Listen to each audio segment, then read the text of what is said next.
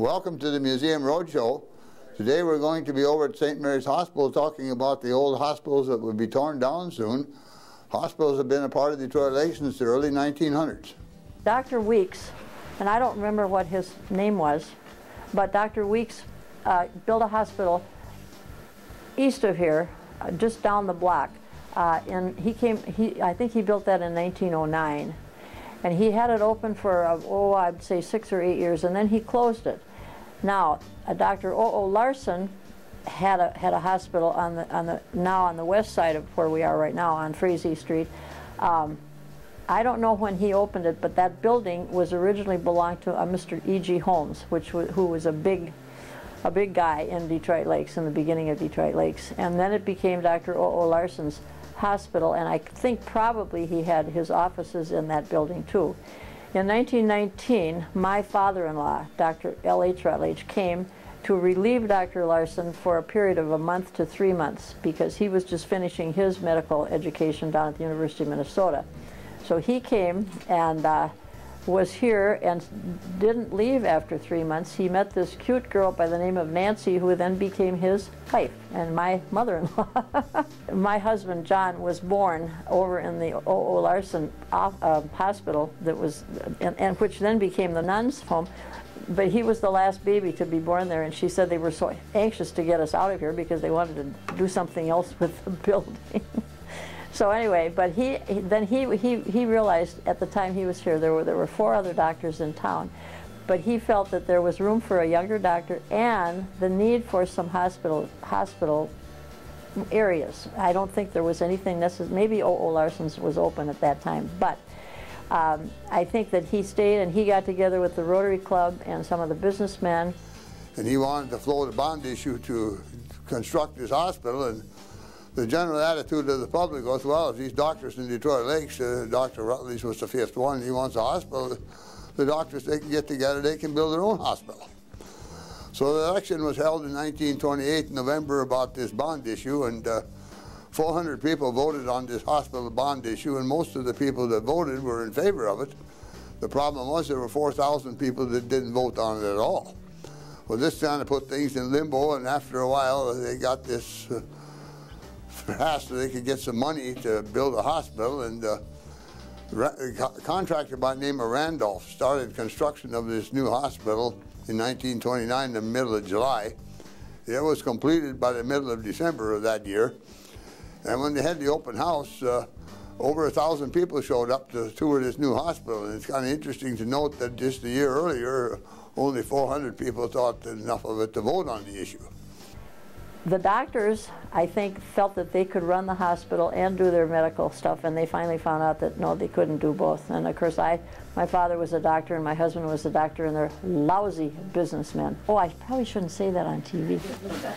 Anyway, in 1939, I'm not sure exactly, but the nuns from Crookston, from Mount St. Benedict to Crookston, 13 very young gals came down. They were nuns. And they came down and took over the owning of the hospital, and they then took care of $27,000 of the original $30,000 that it cost. And in the spring of 1939, there was negotiations started to build onto the hospital. Construction started on that in the middle of July, and by January 10th of 1940, the second, you might as well say, new hospital was constructed. These hospitals, which held 50 beds, were adequate until 1957, which was I call the new hospital was built. Okay, this is what I remember when I worked here in 1954. I'm believing that this room was probably our nurse's station, where we had all the charts and the medications and everything. This was a patient room. This was a patient room. This was probably, and I don't know what's in here now, was a utility room where, you know, we had cups and glasses and so on. It's a toilet. Those are patient rooms. And this is the elevator. And I'm told it still works. Oh no, oh yeah. When was this elevator put in? It has this nice little In dewy thing. 1929, the building was built, it was shown as a future elevator. So it was somewhere between 29. 29 and 39. I mean, I assume before 39, but it Well, was it shown wasn't a quite as future nice as that one, elevator. and I think it was all wood. This is the stairwell, and that was a patient room. I think that is. And this was going into the nursery. The nursery would have been probably about here and over there. And on this side, on my left, was the delivery room. And as I mentioned to someone, the woman stayed in the room, her hospital room, until she was ready to deliver. And then she was brought down here to the delivery room and delivered, and the baby was put in to the bassinets that were there, and a happy family. Okay, the 3 rooms on the east end of this hallway were all private rooms. There were 2, one on this side and 2 on this side. And someone pointed out to me that these are the original cupboards that were in here. I'm sure, oh, there's a key too. I'm sure that we did some of our charting on here, and the doctors probably wrote their orders on here.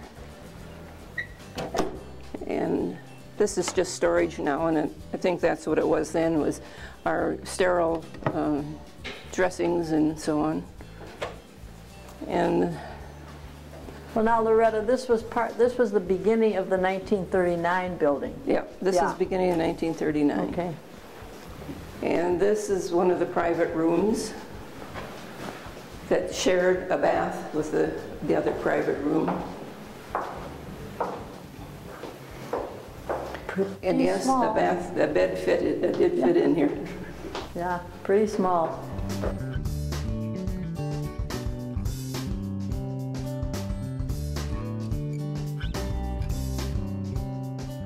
This is the hallway in the 39 addition, and runs west to east or east to west. All of these were double rooms on either side of the hallway. And surgery was at the far end. In surgery was the cleaning room and the autoclave, where we autoclaved all our instruments and so on.